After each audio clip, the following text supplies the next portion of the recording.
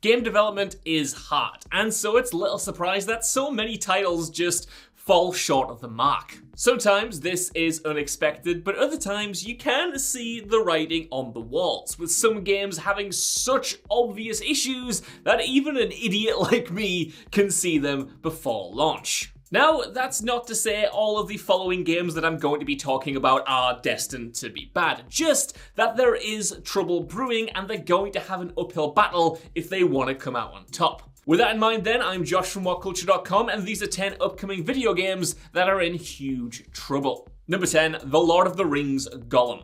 The Lord of the Rings Gollum was unfathomably announced in March 2019 for a release in 2021. Yet, word on the game has been strangely quiet since its initial release, and as you probably guessed if you're watching this video in the current year, the game did not release in 2021 and still hasn't released so far in 2022. On top of that, gameplay footage suggests that it's far from the AAA title that fans were probably expecting from the glossy initial teaser trailer. And back in July, developers Daedalic Entertainment announced that the game would be delayed from its revised September 2022 release date by a non-specific few months.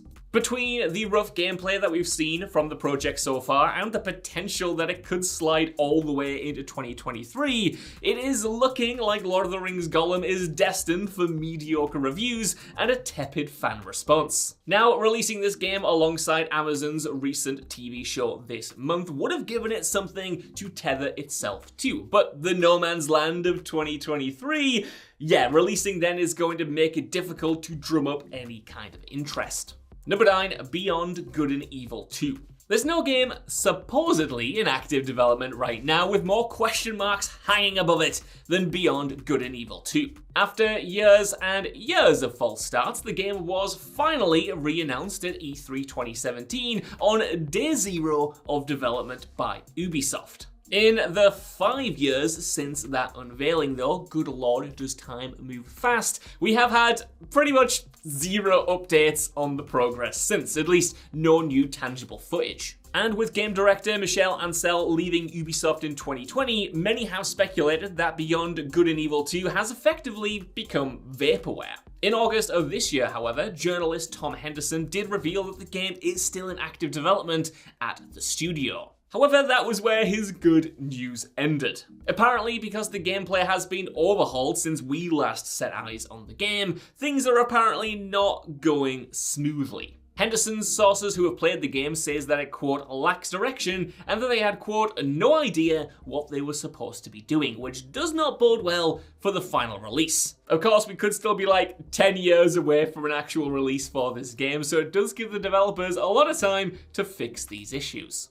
Number 8, Sonic Frontiers. Look, even the most hardcore Sonic fans out there, and I do work with a good few of them, can expect that expectations are always pretty low when a new Sonic game is announced. And our first glimpse at Sonic Frontiers' open world gameplay back in June certainly lived down to those. The gameplay reveal was met with overpowering apathy by both longtime fans of the series and journalists alike, who felt the open world design was empty and uninspired, and the combat was outrageously repetitive. And while the recent footage has admittedly looked way more promising, given how little Sega is marketing this game, don't be expect if you get another Sonic game that just comes out to mediocre reviews. I'm not saying it's going to be a total disaster, but also, it ain't gonna be a 10 out of 10. Now that I've said that though, it will be, and then people will replay this clip over and over again until I die, so maybe that's a good thing in the end.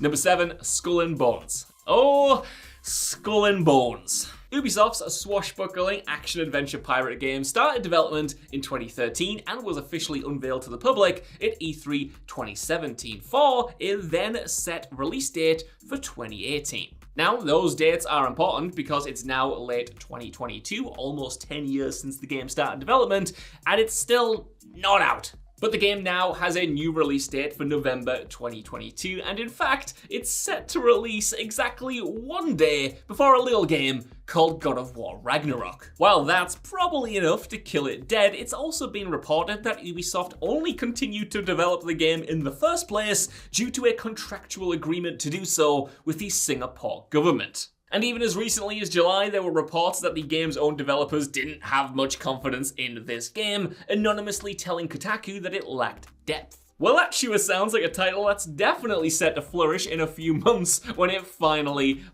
releases. Number 6, Avatar: Frontiers of Pandora. Listen, it brings me no personal joy to fill this entire list essentially with Ubisoft titles, but you know, if the boot fits.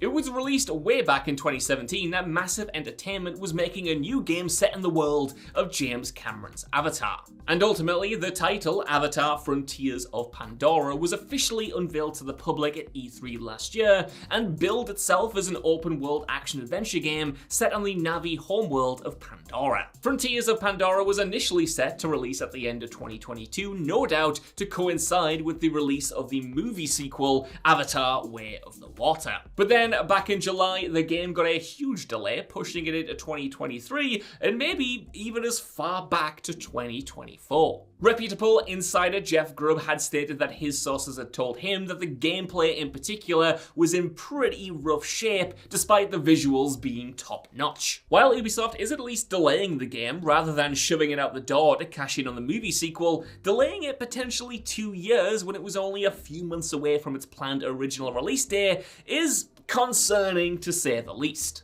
Number 5, System Shock 3. The long-awaited third entry into the beloved System Shock series was finally unveiled in 2015. By 2020, though, the project was said to be in extremely dire straits. Reports stated that the entire dev team working on the title had been let go, and that the project itself was apparently quote-unquote critically behind. Then, Otherside Entertainment later confirmed that the tech entertainment conglomerate Tencent had acquired the rights to System Shock 3. After that, this past August, Night Dive Studios, who are currently working on the remake of the original System Shock, confirmed Tencent's ownership of the third game, while suggesting that it was entirely up to them whether development continued on the game or not. And given Tencent's silence on the whole matter, and the fact that original creator Warren Spector hasn't worked on this title since 2019, it's probably not looking good for this long overdue sequel. Number 4, 6 Days in Fallujah.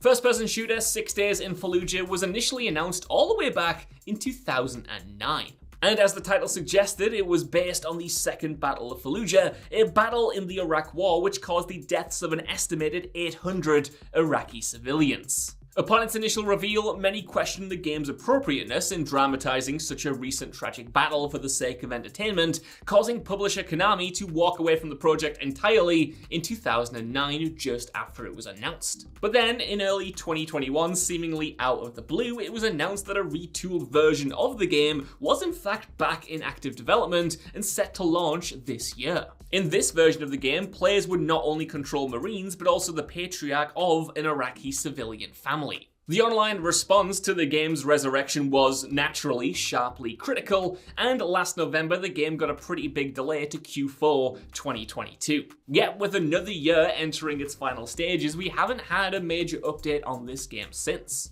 And if it even does release 6 Days in Fallujah, doesn't seem like it's going to be anything more than a lightning rod for people's frustration.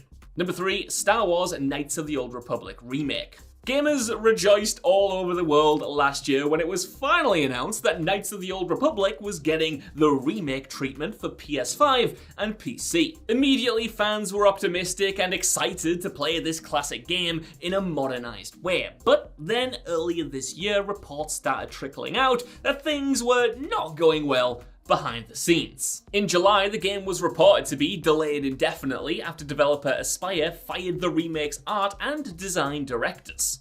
Following Sony and Lucasfilm's apparently negative response to an internal demo as well, the studio decided that the gameplay simply wasn't where they wanted it to be. And since then, Saber Interactive have taken over development completely, with some inside sources saying that they don't expect the game to be out on store shelves until at least 2025. And yeah, that really stings. Consequently, as much as every gamer, including myself, wants this project to work out in the end, it's very clear that it's struggling at the moment, even with the backing of someone like Sony. So yeah, for this one, I'd keep your fingers, toes, and everything else crossed if you can. Number 2, Perfect Dark.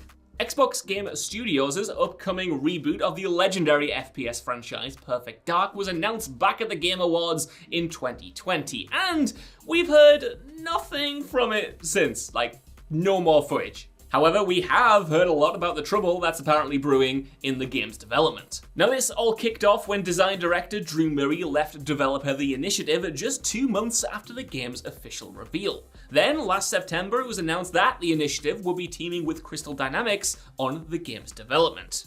After this, Daniel Neuberger, who helmed Crystal Dynamics' first 2 Tomb Raider reboot games, was appointed game director, though he ended up departing the project in February 2022. Since then, reports have emerged alleging that half of the game's developers have walked away from the project entirely, citing, quote, a lack of creative autonomy and slow development progress. Though Matt Booty, head of Microsoft Studios, has recently assured fans that the game is coming along well, that's what he's going to say, isn't it? He's not going to say, no, it's a trash fire, everyone's leaving, and we're just putting things out with fire extinguishers.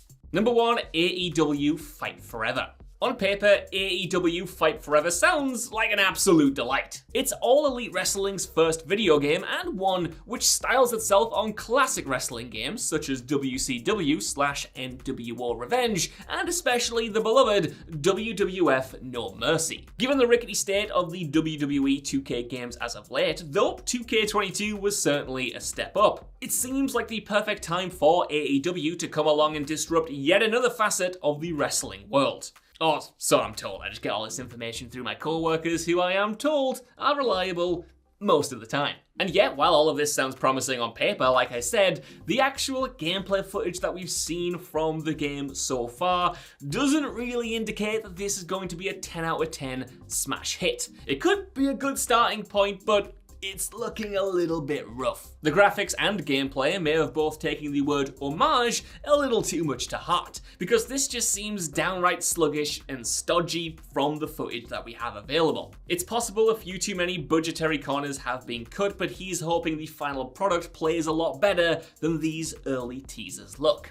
So that's our list. I want to know what you guys think down in the comments below. Like I said, even though all of these games are having troubles behind the scenes, it doesn't mean that they're going to be terrible. There are plenty of phoenixes that have risen from the video game ashes, is all I'm going to say, so don't hurt me too bad in the comments. While you are down there though, let me know what you think of how these games are shaping up, and if you want to, leave us a like, share, subscribe, and head over to WhatCulture for more lists like this every single day. Even if you don't though, I've been Josh. Thank you so much for watching and getting through this incredibly rambling ending, and I'll see you soon.